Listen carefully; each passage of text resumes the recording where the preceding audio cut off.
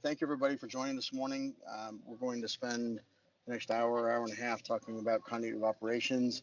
And I'm amazed at how many people have joined. This is great. So why don't we get started? I'd like to begin by allowing Jim and Stromberg from CISA Emergency Communications and Jessica Jimenez from the Wisconsin Office of Emergency Communications. If either of you would like to start, I'd love to get your thoughts before we begin.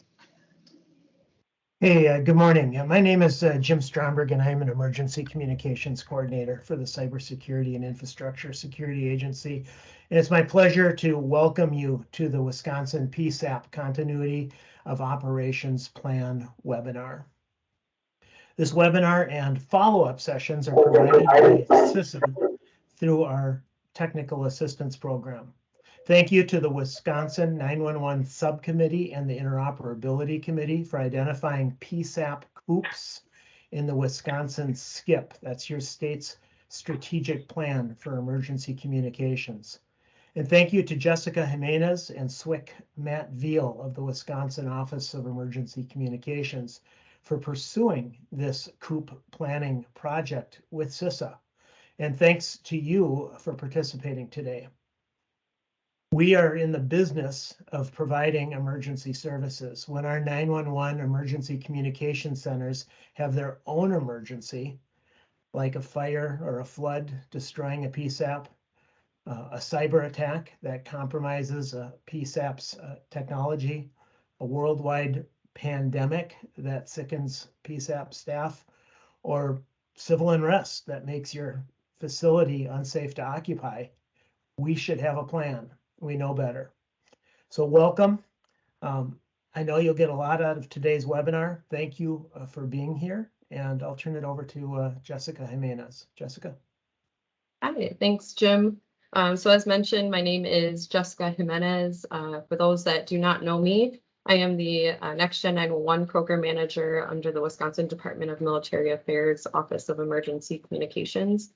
And my primary responsibility is to actually manage contracts related to statewide Next Gen 911 services, including our statewide Next Gen 911 contract with AT&T to really upgrade our infrastructure here in the state related to 911 services.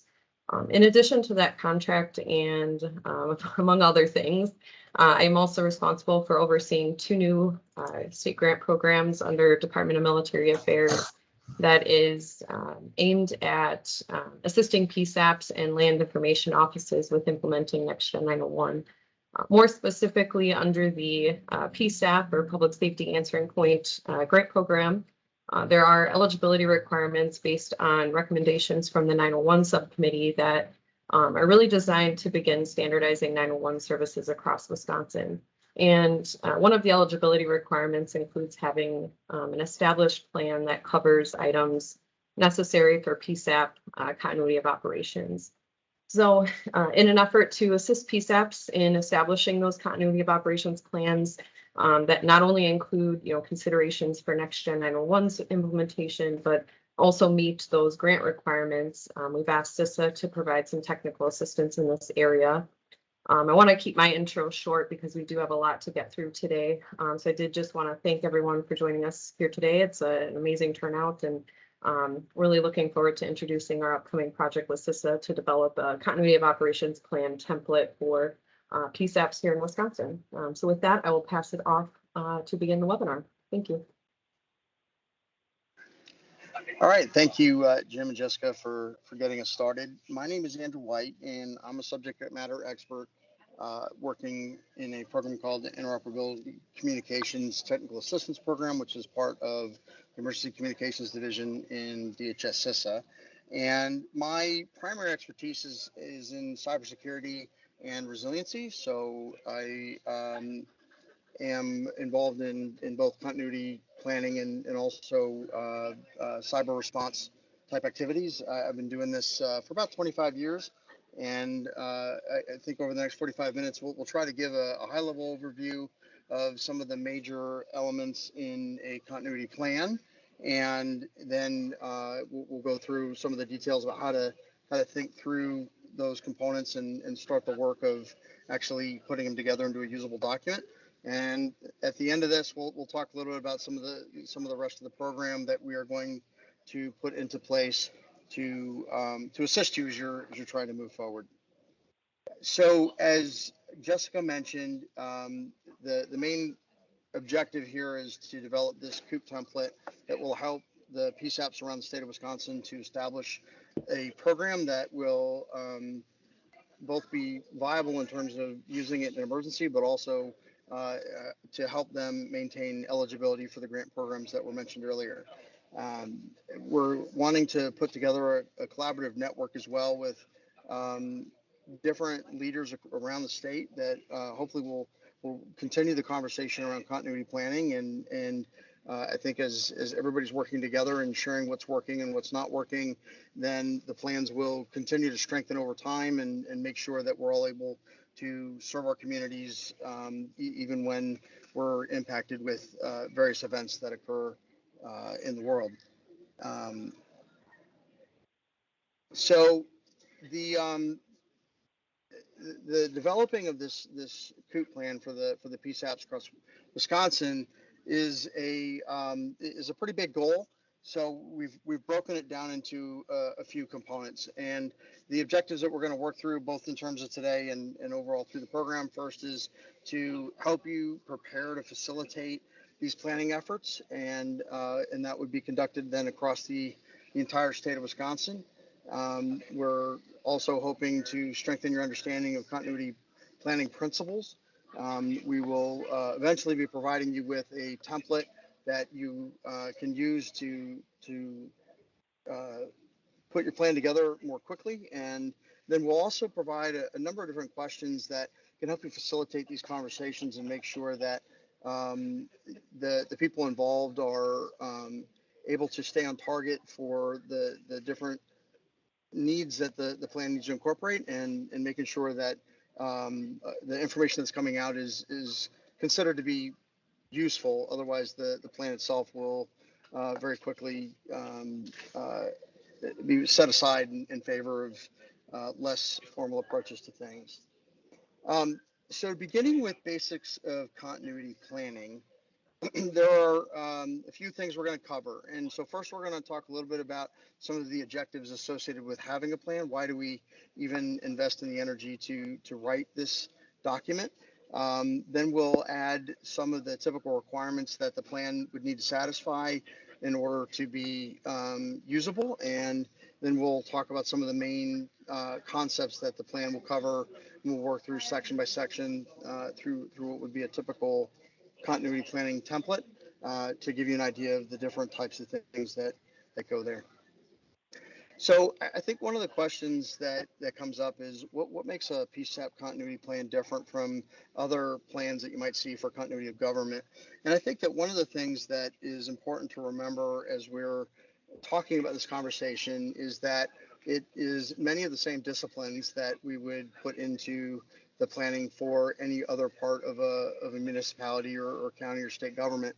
I think one of the differences here with the PSAPs is really associated both in terms of the role that it plays in the public safety response to a situation, and also the mechanisms that we use in order to be able to transfer calls around to help us work through different problems that we're having, can actually create some complexity behind the continuity plan as we, for example, transfer calls from one center to another center because we're having an issue.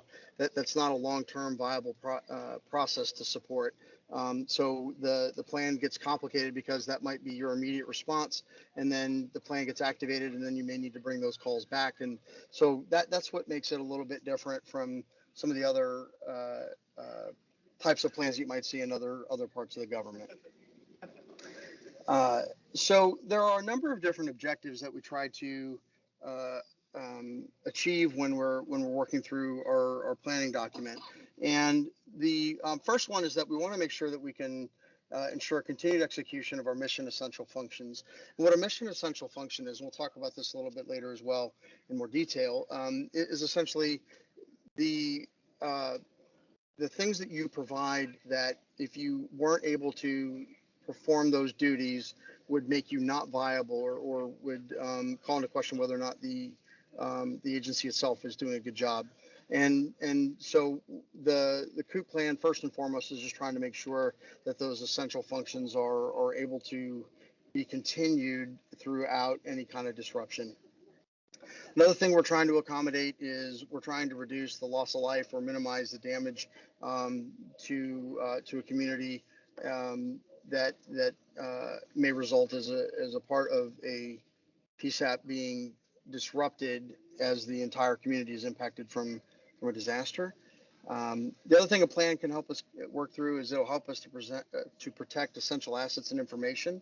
So there's a lot of information that we keep inside of our communication centers, both in printed forms and in digital forms, that if the center itself needed to move, or if it became compromised, that information still needs to be kept and moved around. So these plans will help us to make sure that those assets are protected correctly.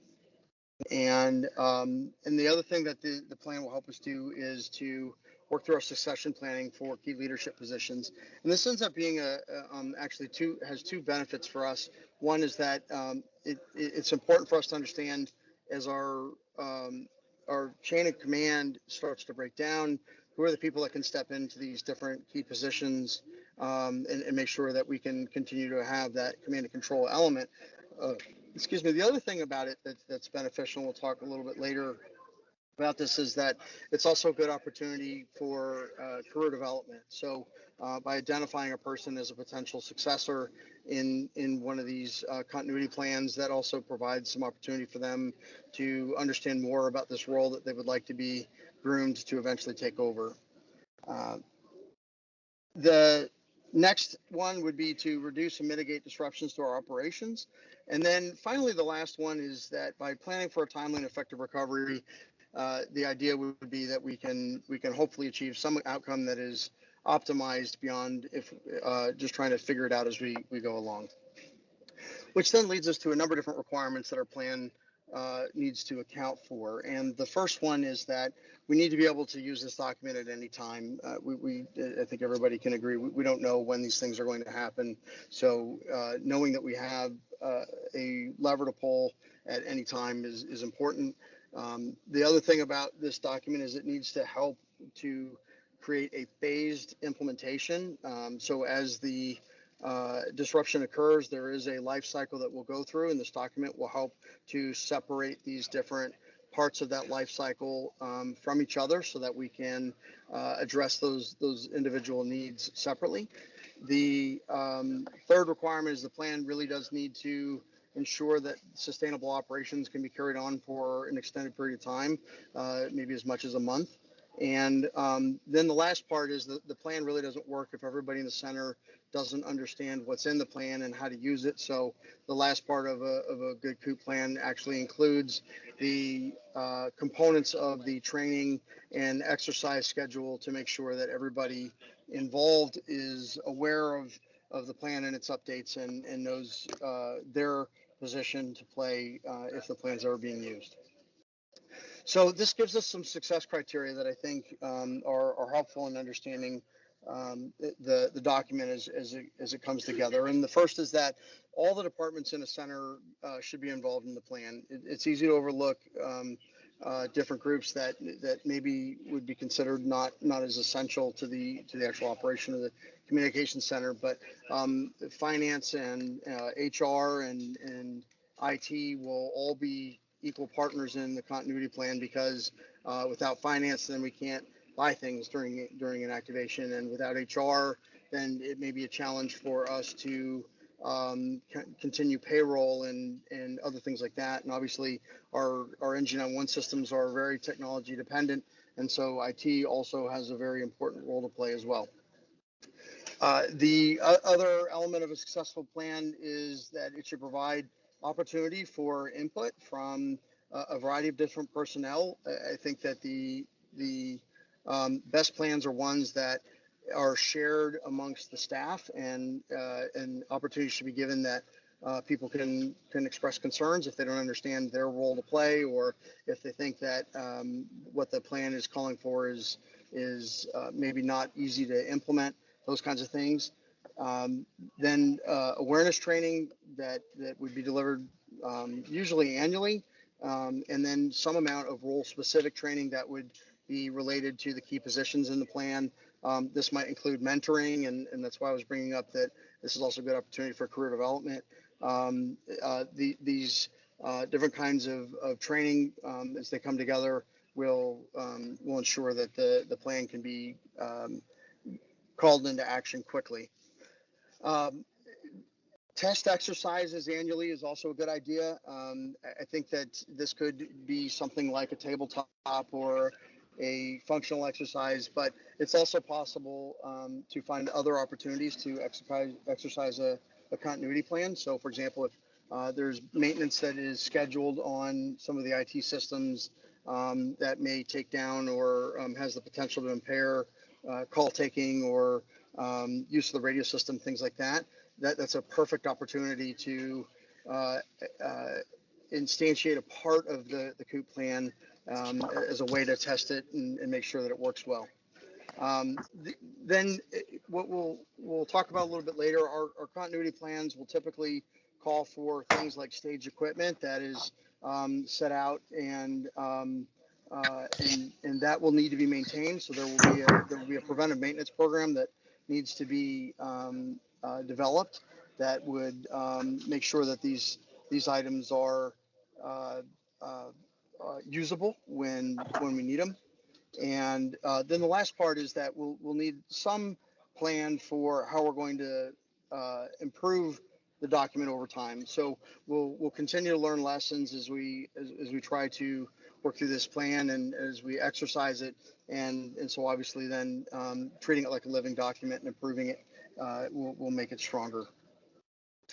So some terms that we're going to discuss through the rest of this webinar, we'll talk a little bit about devolution, reconstitution, legal authorities and references, special functions, delegations of authorities, orders of succession, and then vital records and critical applications. So when we talk about devolution, this is the capability to transfer central functions and statutory functions from one agency to another agency. And in terms of continuity planning, I think this term gets used somewhat synonymously with the relocation to a different site as devolution. And what I think is important to remember is that devolution really should be considered something that is reserved for when the agency itself is no longer viable, that whatever happened was so catastrophic that we're not sure that we can satisfy any of our mission essential functions. So the devolution step is really where does our responsibility get delegated to under those circumstances. Then when we talk about reconstitution, what we're talking about here is essentially working our continuity plan in reverse order. So we've come up with the procedures that will allow us to identify that this disruption is significant enough that it'll impair our operation, and how do we relocate to alternate work sites and things like that. At some point, though, we'll need to make a decision about going back to our original operation environment, and so reconstitution is essentially the process that we'll use to make that move.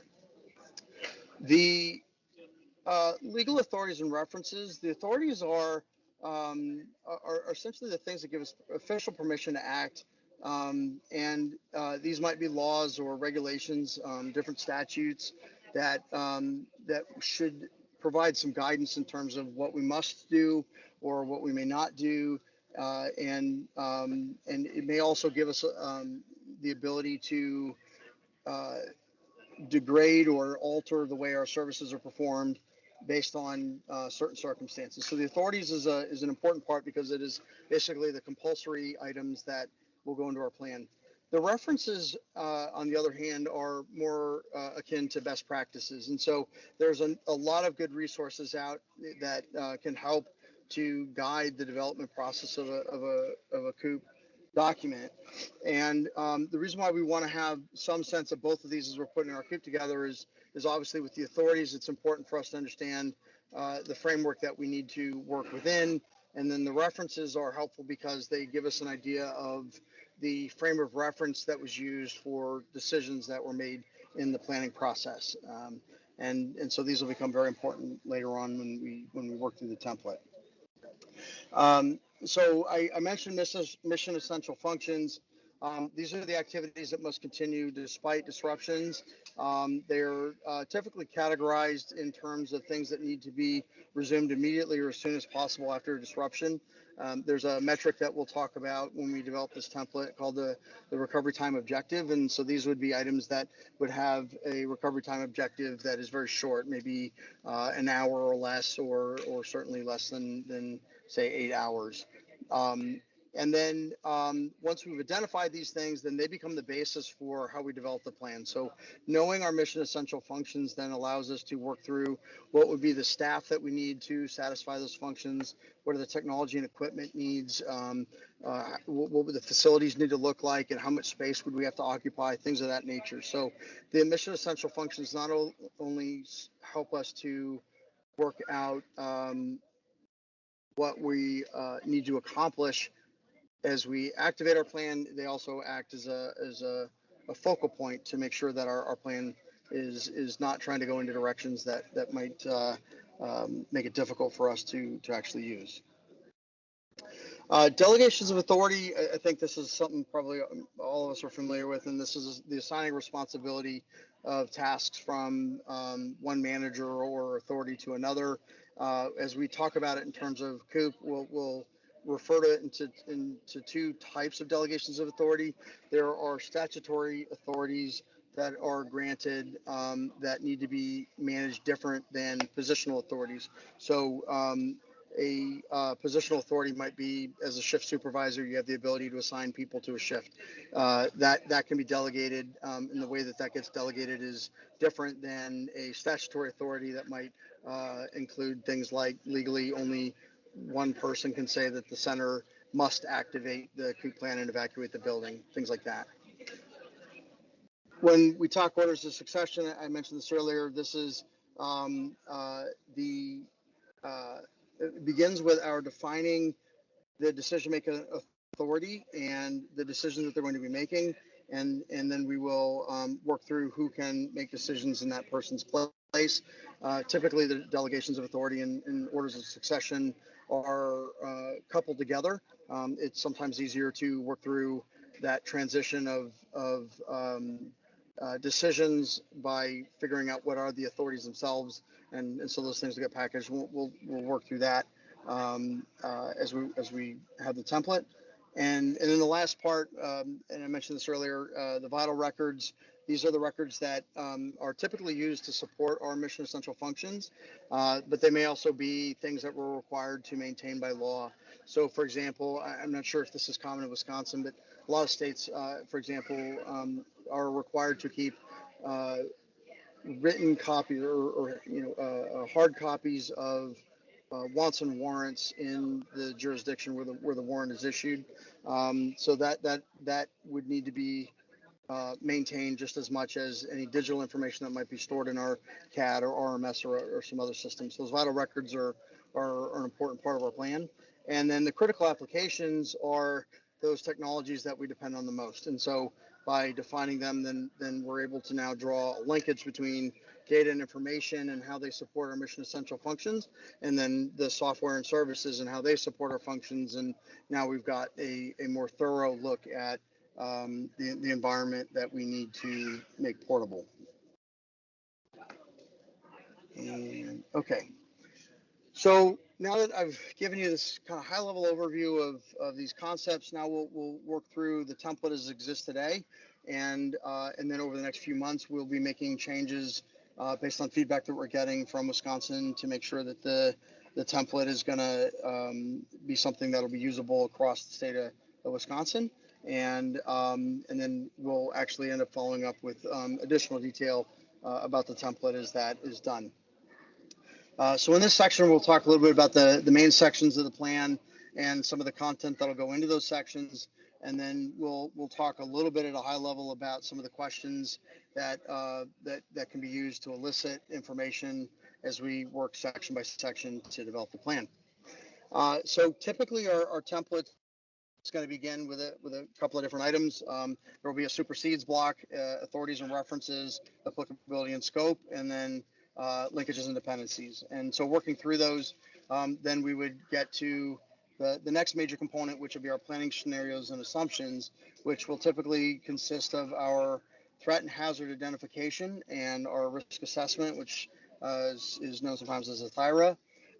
And this will help us to kind of figure out what are the likely scenarios that could occur in our environment, so that when we do our planning, we're making sure that the plan would be able to meet the needs of those different scenarios as they occur. So the THIRA is where we start, and then we would take some different situations and we'll develop our planning scenarios. And then the last thing that we'll do is we would document some assumptions that are going into the plan to make sure that we have some sense of these kinds of dependencies. And an example of this assumption might be that we may assume that we can make a mutual aid request and get support from a nearby jurisdiction. The reason why we document that as an assumption is because they may also be impacted and it may not be possible for them to provide us the mutual aid. And so then there's a way that we'll incorporate into the plan about what do we do when an assumption has been violated, and how do we then work through next steps to see if we can get to a workable end state.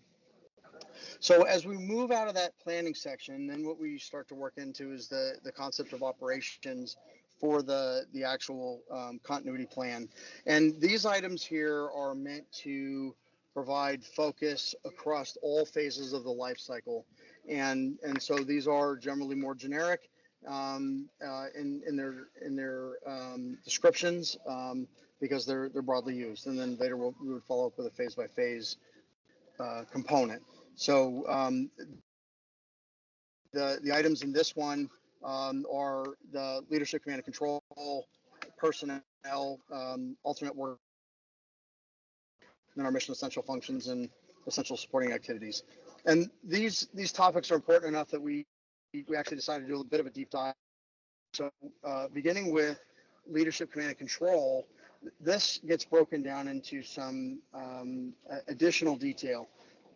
It begins with our delegations of authorities. So we want to start with our the different authorities that we may need to hand off and who they get handed off to. And then the document moves on to our orders of succession. In this case, what we're working through is the key positions that are needed when the plan is activated, and then the personnel by job title that can fulfill the role. So we might identify that the center director is a key position, and then the first replacement might be the deputy director, and then the second replacement might be the communications center manager.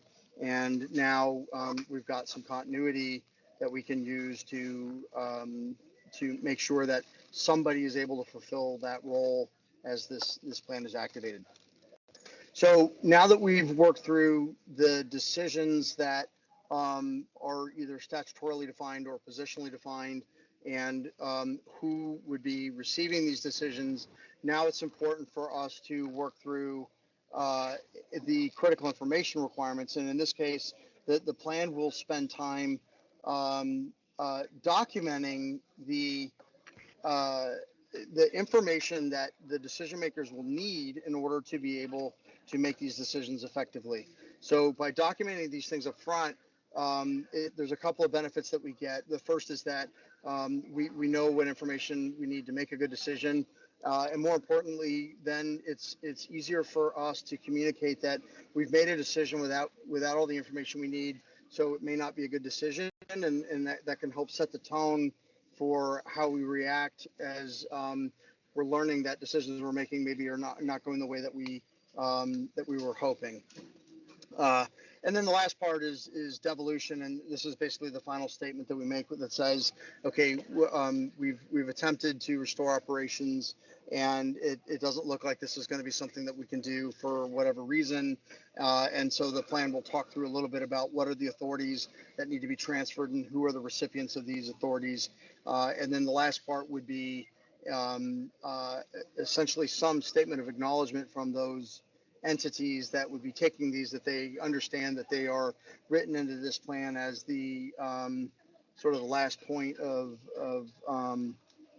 control for all the authorities that would be delegated if the center was no longer viable. And then when we move into the personnel section, what we're working through first are who are the key personnel. There will be usually a handful of individual roles that are critical for the continuity plan as it's operating. And then there will be several teams that will be helpful as well. So we'll move on and we'll define these teams. There will be things like an advanced team that would be responsible to go out and get the alternate work site activated and working through whatever processes are necessary for the center to be able to receive the remainder of the staff and reestablish the operation itself. There will be other teams. There'll be a similar team for reconstitution. There may be teams for communications, and this would be making sure that all the personnel are up to date, not communications necessarily in the land mobile radio sense. And then the last thing that we'll go through is roles and responsibilities. So all of these personnel and teams should have some understanding up front of what they're responsible for doing. And these responsibilities will vary by what phase of the life cycle we're in when it's activated. So a lot of energy will be put into defining these things and categorizing them in terms of which phase of the continuity life cycle that responsibility belongs. And then this becomes an important part of the training when you're working with everybody on a yearly basis, is to go to these critical positions or to the people that are members of these teams, and their training would include just making sure that they're aware of these responsibilities and what they would have to do when the plan is activated. From there, then the plan will work through a little bit around staff augmentation. This is obviously a bit of a challenge in a PSAP or a communication center, because there are sometimes MOUs that need to be signed before a person can work. There are clearances that need to be obtained for things like CGIS, and certainly there are other credentials related to the ability to even be allowed to take calls or dispatch those kinds of things. So one of the things that will happen is in the staff augmentation section is we would document any of these specialty requirements that are needed by position, and then we would also try to provide some leads for where we might be able to go to find additional personnel that could help fill these roles. So that in our case might be a state TERT team, or there might be other places that we could go through mutual aid and other avenues that could provide us these people when we need them. Mutual aid then becomes a special requirement, because it's not just positions. They may also be able to provide us with other staffing. They might be able to provide us with technology and other capabilities. I apologize, someone's making an announcement behind me.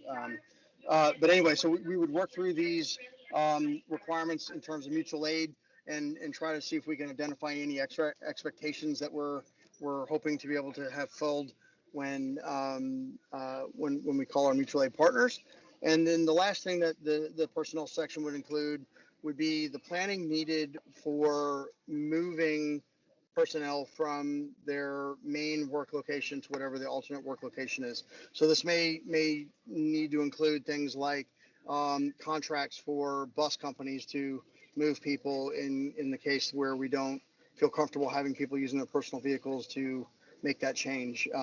It may also require contracts with catering companies to bring in food. It may also require contracts for lodging, things like that. So there'll be some amount of planning that goes in for these items to make sure that the people that are now working in the center are being looked after and able to work and be kept safe.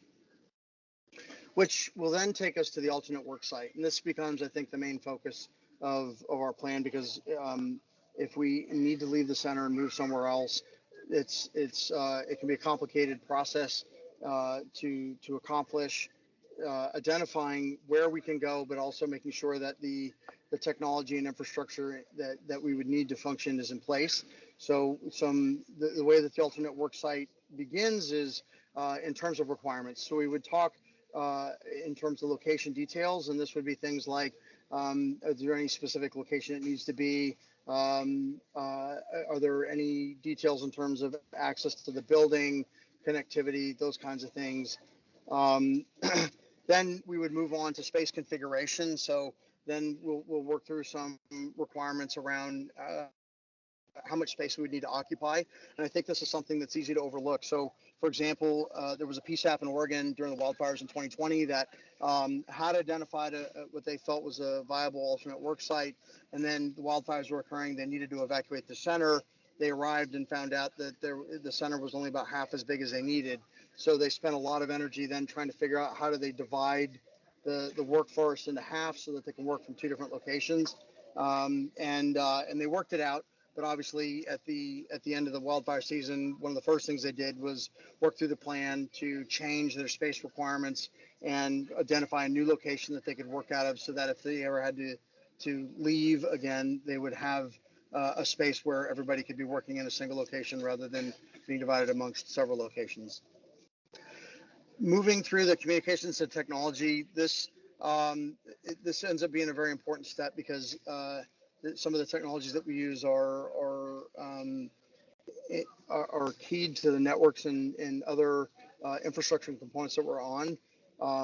It's not like we can go to a Starbucks or a library or someplace like that and set up operations. We may need to be able to connect to our jurisdictional network or to other networks in order to be able to have access to the software and the systems that we need. So the requirements in terms of the building being able to support these needs will become important, which obviously then favors, buildings that are owned by the same jurisdiction as you or share similar network. Those kinds of things would be identified as a requirement, and then if there's any workarounds to that, those would also be identified to help make sure that you have some options that are open.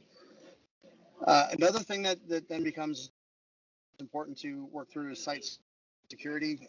Obviously, our communication centers, especially because the CJIS requirements require a lot of physical security to make sure that we're keeping the personnel safe, but also that we're keeping the systems and the information safe.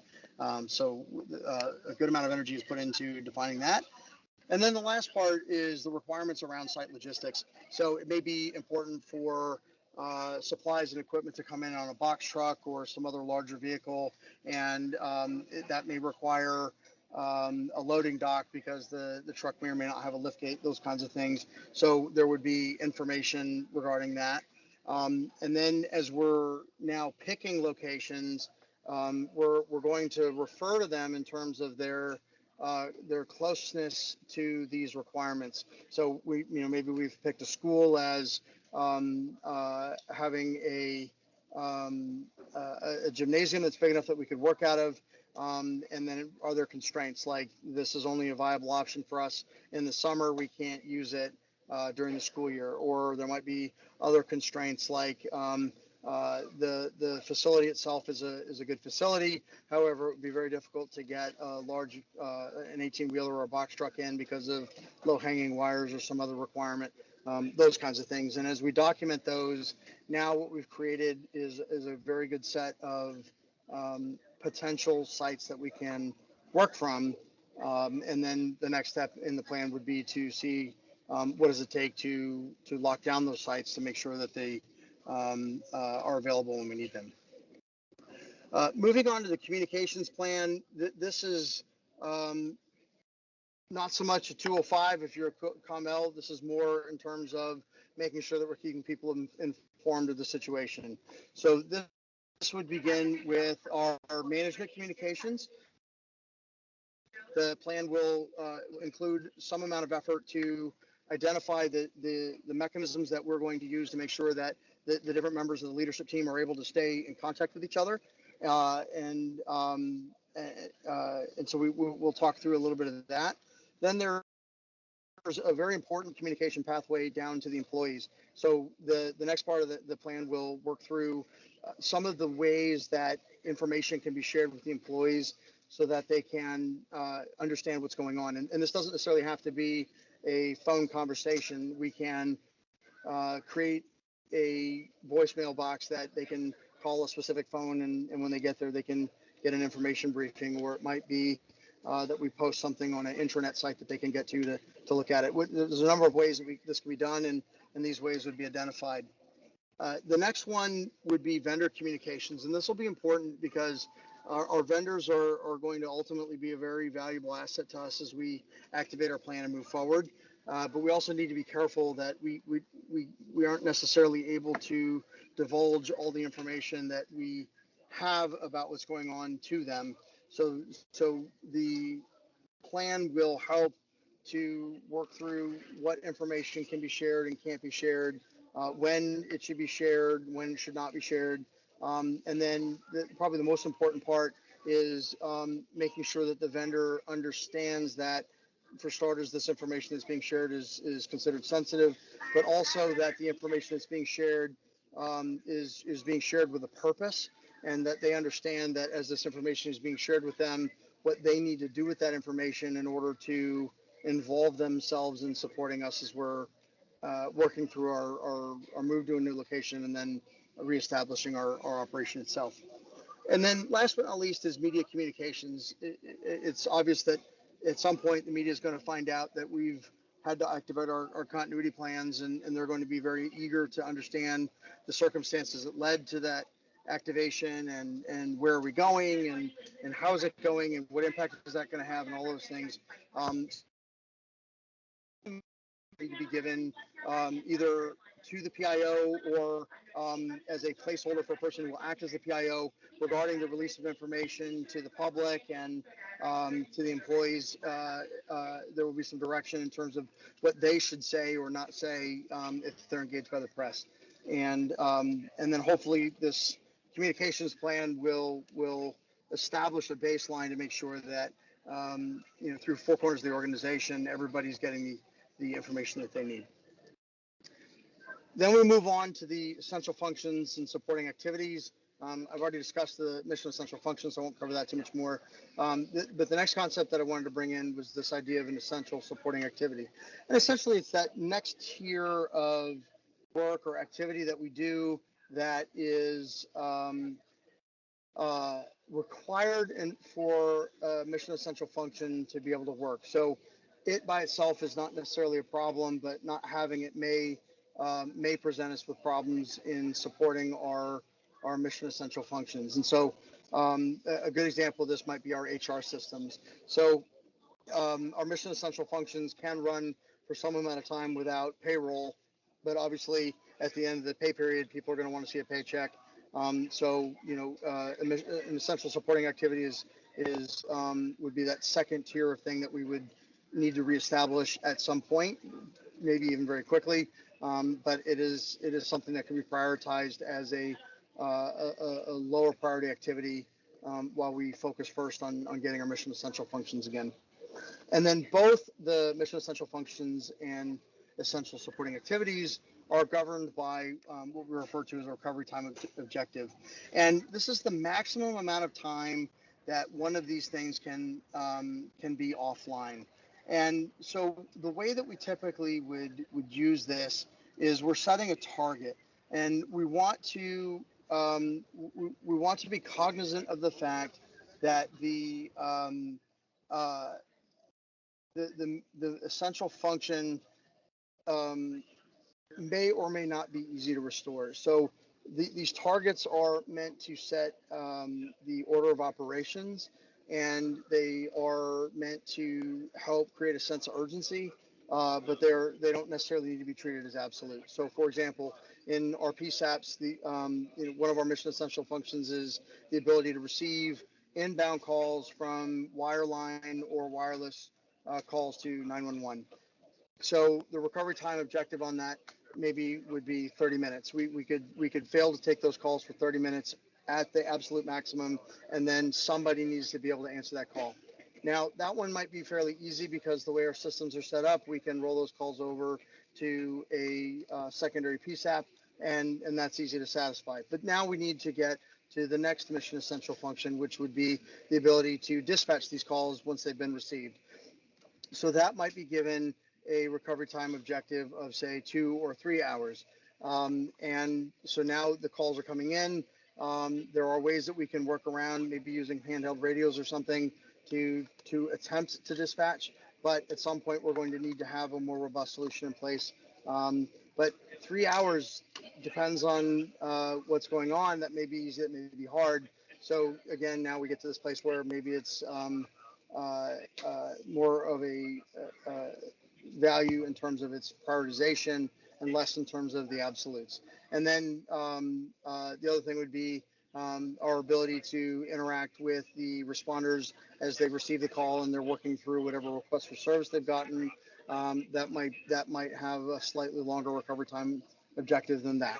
And that's how these will all work together.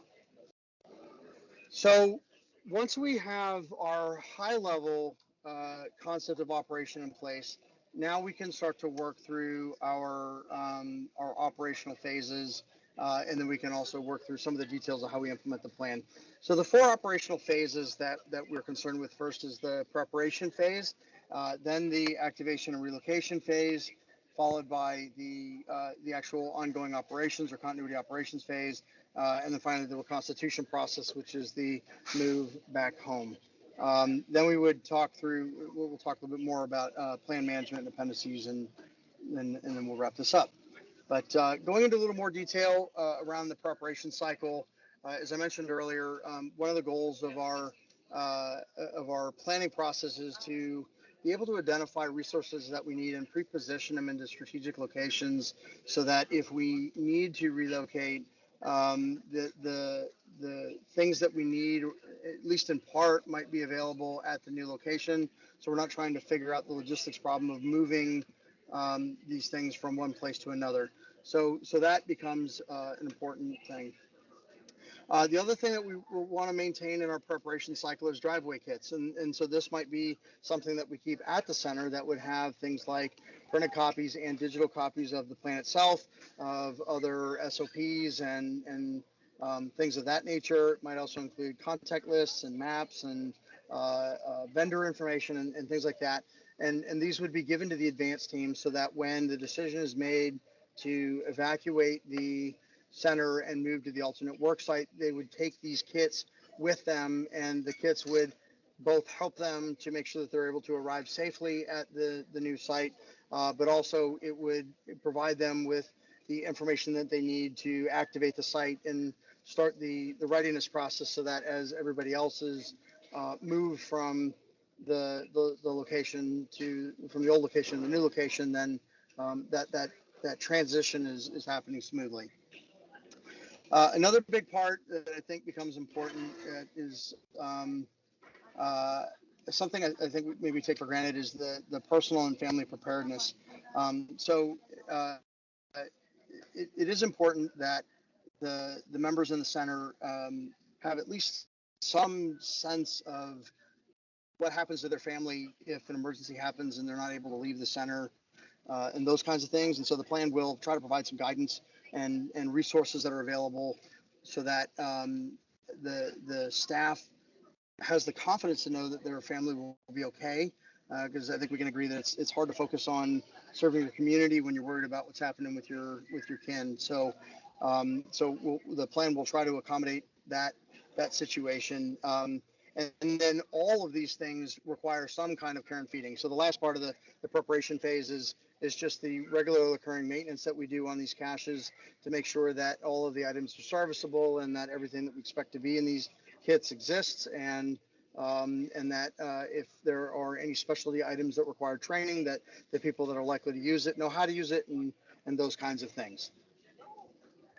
The next phase that would occur is that we've now had some sort of disruption, and we need to react to it. And so this phase is typically referred to as our activation and relocation phase. And the phase begins with decision making, and there will be some amount of initial actions. And so the plan will call for what are the decisions that need to be made immediately when we think that we are going to suffer through a disruption, which first and foremost would be, for example, is this a no notice disruption, or do we have lead time? So for example, a hurricane gives us usually several days warning before we know we're going to have to leave. However, a tornado may not.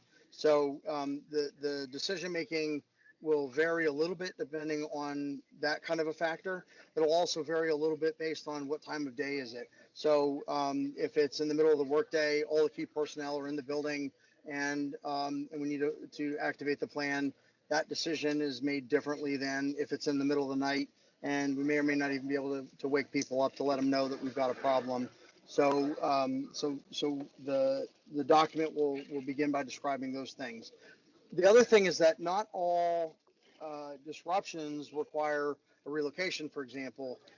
So it may also be possible for us to work around the disruption where we will do a partial activation of the plan, allowing us to work around the disruption for a limited period of time. And a good example of this might be on a really bad snow day. Some centers now have the ability to have the call takers and dispatchers and other ECOs working remotely, and so that might be a partial activation where we're just having people stay home and work remotely for a day or two until we can get everybody back into the office again. So once we've made the decision to activate the plan, now we need to let the key personnel know about it. So the next part of this document would be just the alerts and notifications, which will identify what information are we going to share, who's going to receive it, who's the person responsible for sending the message, and then what is the mechanism for sending. In some circumstances, we may even go so far as to document how we confirm the message is received, and that may be important in some circumstances. So all of those details then are compiled, and that sets this part together. And then the last step is the relocation process.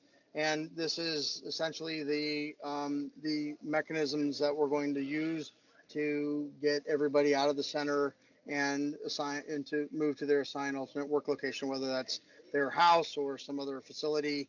And then how do we open up that operation? How do we account for all of the people as they're transitioning from one location to another? And then get our mission essential functions back online. So this first phase is really important, but it's usually the things that would occur in the first day, maybe 2 days. Once we've gotten through this part, then we're able to move on to the next phase, which is the continuity of operations phase. So in this phase, we will try to reestablish our mission critical systems. So we will define what those systems are, which would be things like our IT infrastructure, databases, specialty equipment like dispatch consoles, things like that. All that will be documented, and in this phase, then that documentation will be used to get those things installed and configured and ready to go. The vital records and databases, we've talked about this. This is the process for relocating these things or making sure that they are moved to a secured location where they can be cared for until we reconstitute. And then the last part of our continuity operations is the communications and technology. So it is likely that we may have to run in our alternate work environment without the same equivalent set of technologies and capabilities that we use on a day-to-day basis. So this section is meant to define what is the bare minimum that we can get away with. An example of this, when I do my day-to-day work, I love having 2 monitors because it gives me a lot more real estate to work with. But that doesn't mean that I can't work with 1 monitor. And indeed, right now I'm sitting in an airport providing this webinar, and I'm on a laptop that only has a single monitor. So I wish I had my second monitor. It would definitely make my ability to present easier, but I can do my job without it. And there will be similar situations that you'll find in your environments that we can define, and then those will be used to help with our continuity of operations. And then essentially the other way to think about this section is this is the phase where we just basically try to be as close to normal as we can for whatever duration of time we must. At some point, we may need to make a decision about this is the new normal, and this is the way it is. A good example of that might be COVID, where after a couple of weeks, it was pretty clear COVID was going to be a problem for a long time, and so a lot of the things that we were doing in the beginning to keep ourselves safe became the new normal. And at that point, it's fair to say that you've exited the continuity plan because you're now at a new normal state. However, at some point we figured out that we have a way to work through COVID and keep people safe and reassemble back into work locations. And so where our COOP plan might come back into play is in the reconstitution process, as we were bringing everybody back together and having people come back into the office. There were steps that we took in order to bring people back in, and so that comes to play. So the couple other elements to our continuity operations section. Security will be a big deal. Obviously, the health and safety of our and emotional well-being of our staff is important. So we'll spend a little bit of time as we develop our plan working through those things. The other thing is we'll need to make sure that we have processes in place to protect the confidentiality, the integrity, and the availability of the information systems and the information in those systems as we're in our alternate site, so that we're not inadvertently allowing PII and other things like that to become compromised. The other things that will need to be coming into play, financial management is a big one. There will be a number of different situations that will occur where you're likely to need to spend money, and this section of the document will help provide information about where to find out about the current emergency procurement process, and a little bit of detail about what that process looks like might be in this document. The other thing is from a financial management standpoint, if an emergency declaration is received as a result of this disruption, it may be possible for us to be reimbursed for our expenses. So that may require then additional steps that we take from an expense tracking standpoint. And then there may be other financial activities that we need to work through, so that we're making sure that we're spending our money wisely, because after all, we're still required to be good stewards of the taxpayers' money as we're working through this situation. And then the last step is continuity of meetings. This isn't always happens. There may be statutory requirements around governing bodies meeting to discuss the operation or the status of projects and things of that nature. If there are requirements that these types of meetings would be continued, then the last part of this continuity of operations phase will discuss the circumstances for that. So it may be possible, for example, to delay a meeting as long as it's not delayed more than, say, a week. But if it's going to need to be delayed more than a week, then we may need to find a viable alternative for hosting that meeting, whether that's virtually or some other mechanism. So if that situation exists, then the requirements that are driving the meeting and the workarounds to make sure that we can continue to meet those requirements are documented here. And finally, we're now at the reconstitution process. So we've survived whatever disruption has happened. We've been able to continue to operate as best we can. And now we think we're ready to try to go back and reoccupy our original work site. And just as we did with our activation, that begins with a decision-making process. So in this case, the decisions will be obviously things like, is it safe to go back there? Is the site still viable for us to work from? In the case of COVID, changes need to be made to the way that we do sanitation in the building, and in some cases, proximity to where people sit next to each other and things like that had to be changed. Those decisions are made. And then now we've decided, okay, we're going to relocate. So the relocation process now is how do we run in reverse and bring people from their alternate work location to the original work location. And then the last two parts of reconstitution are to go through an after action review to look at what are things we could take a look at. And what we want to do is to document any lessons learned that we can have. One of the things, and we'll talk about this as we move along in this project, so you'll learn more about this next year, is the way that we do AAR is a little bit different, because sometimes I think there's an assumption that when a person says this didn't go well, it needs to get fixed, that it requires a change to the plan. And what we're going to implement is a review body that looks at it and says, was it that the plan was deficient, or was it that circumstances were such that the plan wasn't able to meet And then based on that, we may either change the plan, we may amend it slightly, or we may say those circumstances were somewhat unique and we still believe that what's in the plan is usable going forward. And so you'll work through how those decisions are made. And then any action items that come out of the AR will be tracked as a part of the constitution process. So there will be a remedial action plan created where we identify these tasks and we will track the activity to completion to make sure that the plan is updated correctly. Now that we have our concept of operations for continuity, we have our more specific information for each phase. Now we're back to plan management, and so now there's a section that will include some of the things that the activities that we're going to conduct in order to make sure that the plan stays viable over time. So in the plan management section, we will work through the planning responsibilities, who's on the team for developing the plan, who will continue to update and maintain the plan over time.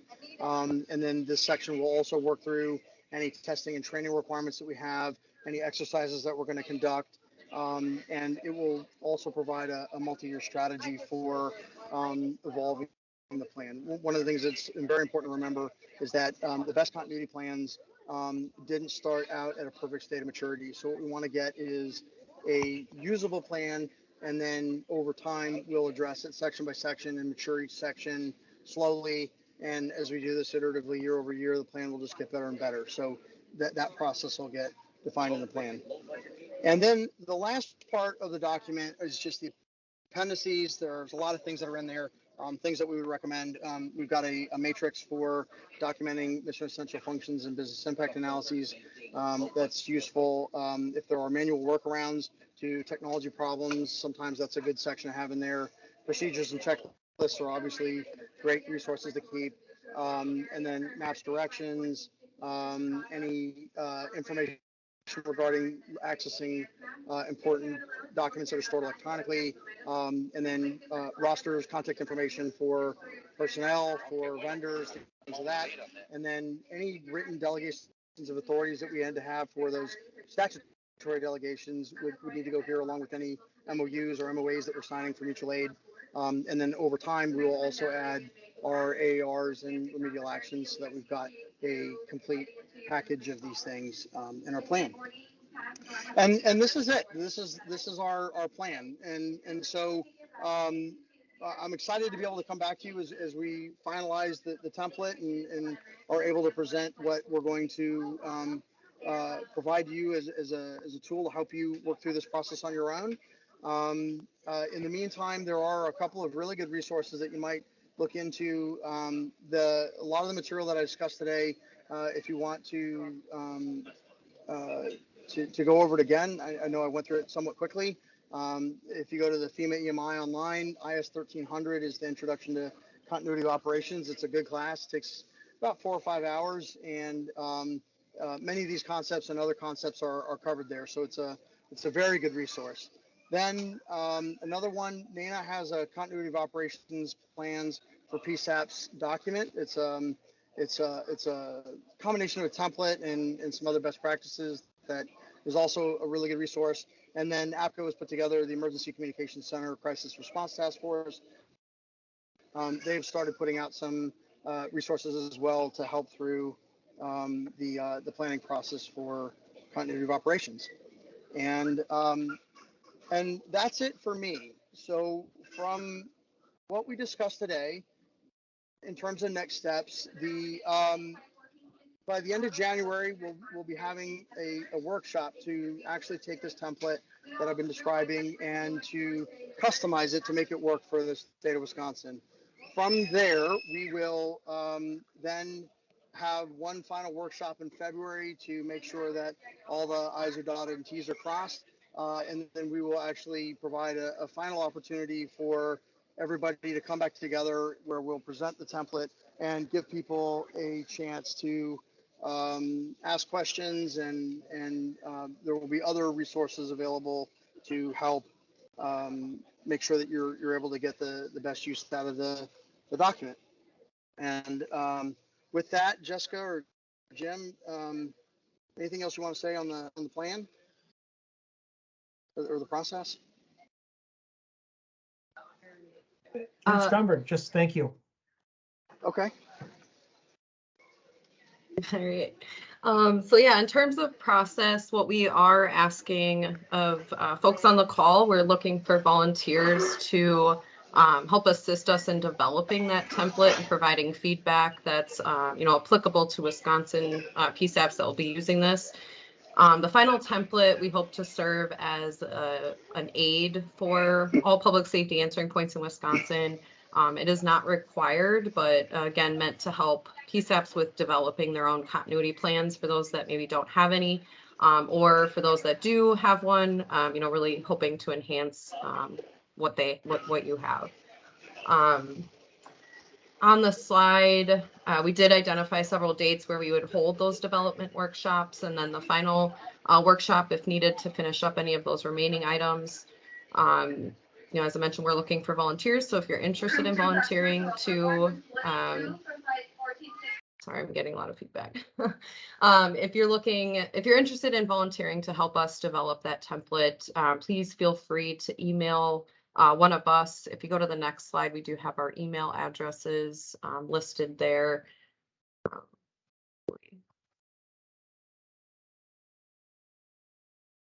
Andrew, I don't know if you're able to go to the next slide. Yeah, that was just contact info. Yes.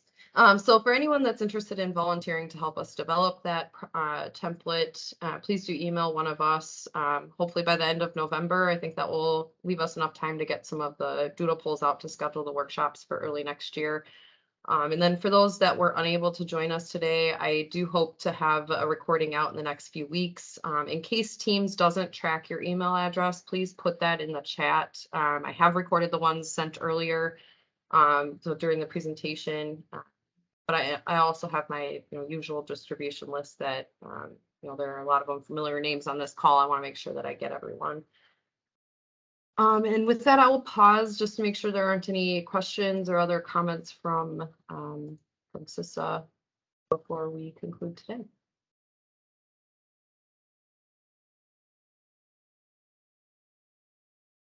And Bob, I see your question about the slides with the websites. I think I'll be sending out a slide deck, which will include links to those websites as well for the continuity, other training. All right.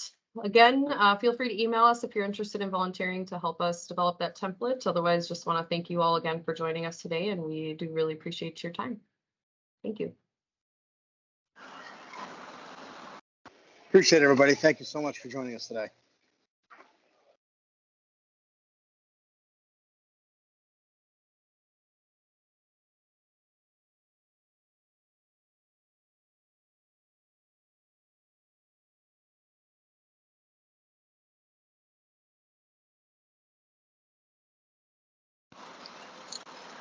Hey Jessica, it's Kate. We'll leave the meeting session open for a while so folks can put